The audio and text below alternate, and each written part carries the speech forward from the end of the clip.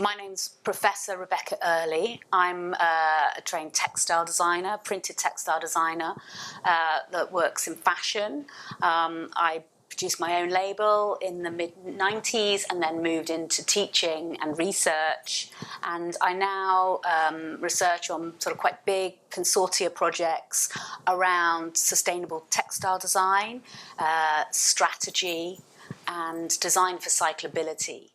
So from around 1996, I was teaching at Chelsea College of Arts and began working with a group of staff there on a project called Textiles Environment Design. And the aim of that project was to find out which design decisions were impactful in the process of making textiles. We worked to research that said that 80 to 90% of a product's impacts come from the design stage, be that sort of aesthetic or sort of production design decisions. So we wanted to really understand through teaching and our research and our own practice what those decisions were and how we can improve them. So we came up with TED's 10, which are 10 sustainable design strategies, which really sort of are very holistic and broad. They're everything from choosing better materials and dye processes and finishing processes through to ethical manufacture, as well as sort of systems and service design and design activism. And we use these now to teach students and also educate designers in industry.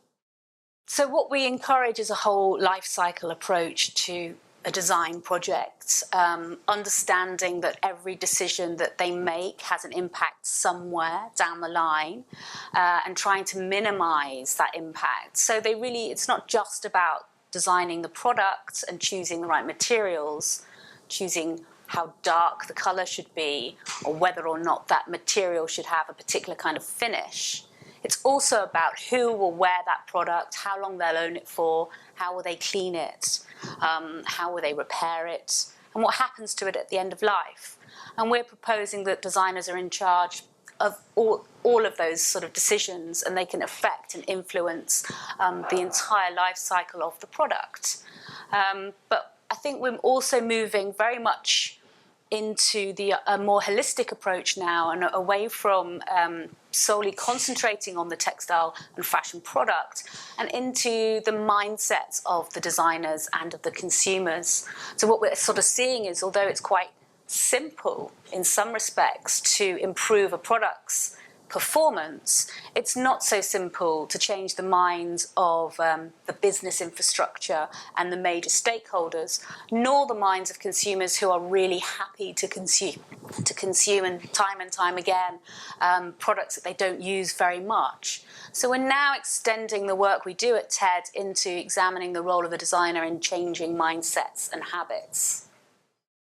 I think Fashion Revolution is a fantastic organisation. Something needed to happen after the disaster at Rana Plaza to highlight what's going on every day in many countries and across many continents. So it took a disaster and it turned it into an opportunity to raise consciousness and awareness, but also to take a really innovative and creative approach at serious problems in the industry. So that became my in on the project. It's amazing to work with a team of people who are all really knowledgeable and dedicated and all bring their particular specialisms and expertise to the project. And for me, I decided to extend the way that I worked and take the ideas into schools. So I've been very struck recently by how early on consumption habits are set, and how peer pressure affects young people, and how as they grow up they choose to consume in a particular way. And so I took a look at what was happening in primary schools, and I developed some projects for Fashion Revolution which taught students, boys and girls, about where materials come from. I developed a handling collection so that they could feel and understand the difference between certain materials. And then we looked at the air miles that certain parts of the school uniform travelled. So the school cap was manufactured in Vietnam, and the students then tracked how many air miles that took to arrive in their school. And I basically developed a whole range of interactions with, very young children to develop their awareness around fashion and to open their eyes to the people who are making it.